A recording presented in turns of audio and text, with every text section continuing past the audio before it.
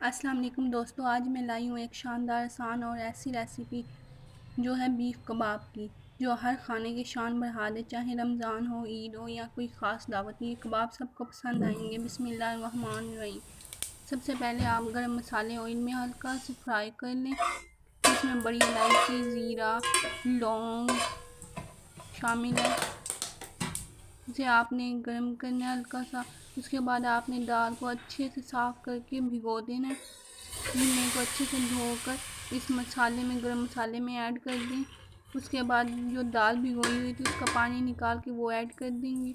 इसमें हल्का सा धनिया ऐड करेंगे, आधी चम्मच हल्दी की ऐड करेंगे, 1 चम्मच मिर्च की ऐड करेंगे, नमक की 1 चम्मच ऐड करेंगे, अदरक और लहसुन ऐड करेंगे।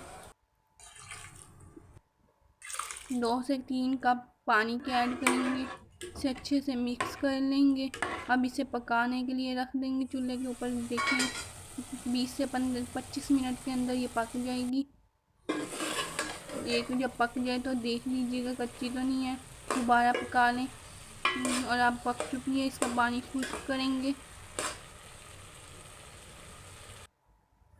अब इसके अंदर इसे पीस लेंगे। आप ग्राइंडर की मदद से भी पीस सकते हैं, मैंने कूंडी से पीसे हैं, बहुत बरीक पीसना है।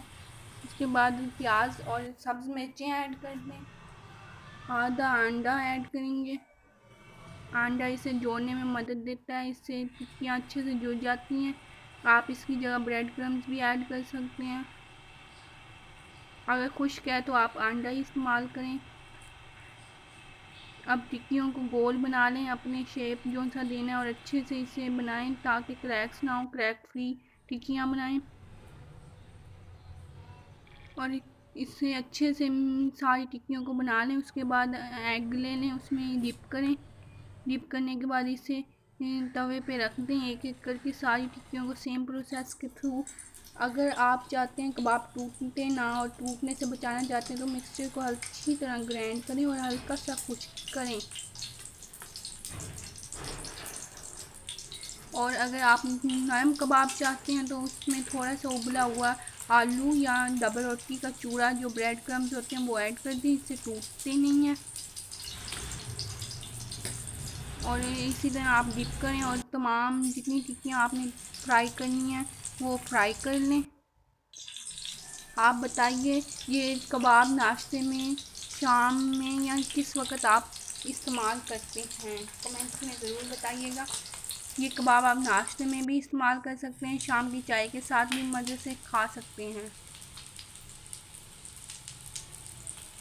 और आपके घर में शामी कबाब के साथ कौन सी चटनी पसंद की जाती है मुझे ज़रूर बताएं।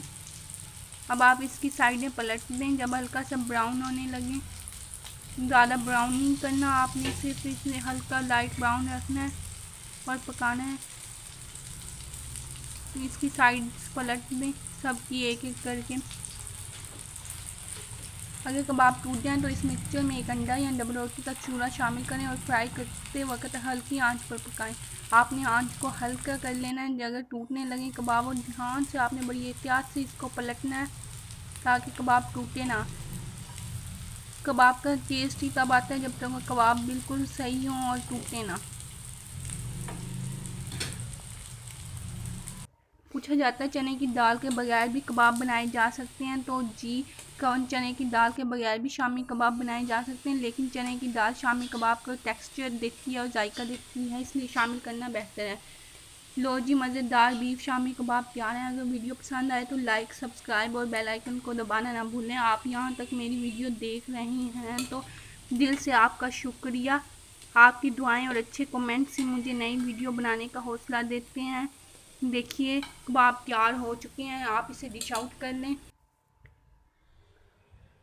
अल्लाह खुश रखे आपको भी और मुझे भी। अल्लाह हाफिज़।